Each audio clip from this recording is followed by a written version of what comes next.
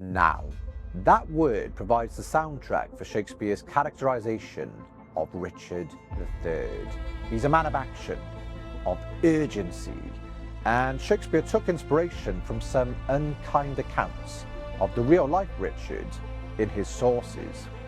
The dramatist was less concerned with historical accuracy than depicting an unforgettable Machiavellian schemer on the Elizabethan stage. He's a villain, determined to prove a villain, in fact, who we love to hate, or maybe, at times, hate to love. There are few hints of the character he will become when we're introduced to grumbling Richard in the Henry VI plays, some of Shakespeare's first efforts, likely written in the early 1590s. These plays are full of schemers at each other's throats during the Wars of the Roses, the bloody rivalry between the York and Lancaster houses. As the bodies of other intriguers fall in battle, however, it's now time for Richard to offer us insights into his machinations. Shakespeare gives him an astonishing speech in Henry VI Part 3 in terms of its length and as a showcase of Richard's deceitfulness.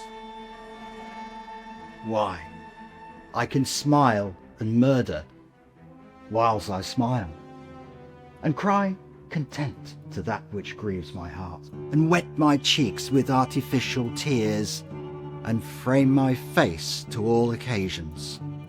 I'll drown more sailors than the mermaid shall. I'll slay more gazers than the basilisk. I'll play the orator as well as Nestor, deceive more slyly than Ulysses could. And like a scion, I'll take another Troy. I can add colours to the chameleon, change shapes with Proteus for advantages, set to school the murderous Machiavel. Can I do this, but cannot get a crown? If it were farther off, I'd pluck it down. Shakespeare paints a real epitomous villain.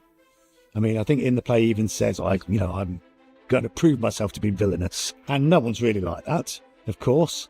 So I don't think it's a fair depiction, but, I can't say he wasn't a man of his time. Being king meant that you ruled with authority, and Richard definitely did that. Essentially, Richard kind of inherited the throne in a way that allowed people to bring up the old antagonisms from the Wars of the Roses previously, which were these fights between the Lancastrians and the Yorkist sides of the same family. And it gave them opportunities to start rumours and sow dissent. And I think that began the issues for Richard. So Richard had a number of rebellions while he was king. And as I say, people were arrested and executed. You get the sense that Shakespeare is having a great time creating this stage villain.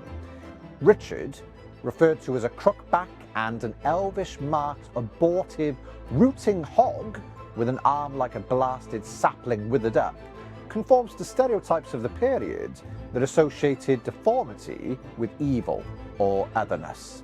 We argue here that Shakespeare's villainous representation of Richard is why Richard's infamous as well as famous. And, it is a trope from, everyone says that, there's only 7 stories told and Shakespeare told them all. And one of those stories, I'm afraid, is the trope of disability represents evilness, and you see it throughout, evil villains always have a scar on their face, or they walk with a limp, or they've always got a funny voice, or, it's just something that happens in many, many forms and has done since Shakespeare's day.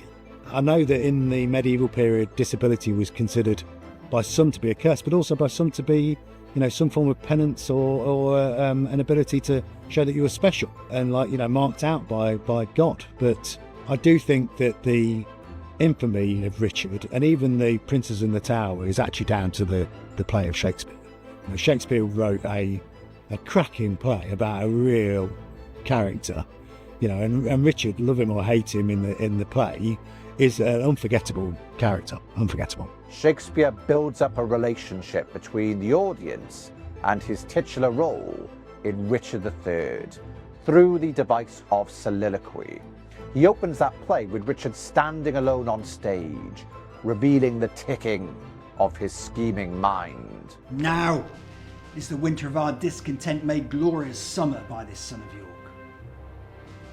And all the clouds that loud upon our house, in the deep bosom of the ocean buried, now are our brows bound with victorious wreaths, our bruised arms hung up for monuments, our stern alarums changed to merry meetings, our dreadful marches to delightful measures. Grim-visaged war had smoothed his wrinkled front, and now, instead of mounting barbed steeds to fright the souls of fearful adversaries, he capers nimbly in a lady's chamber to the lascivious pleasing of a lute.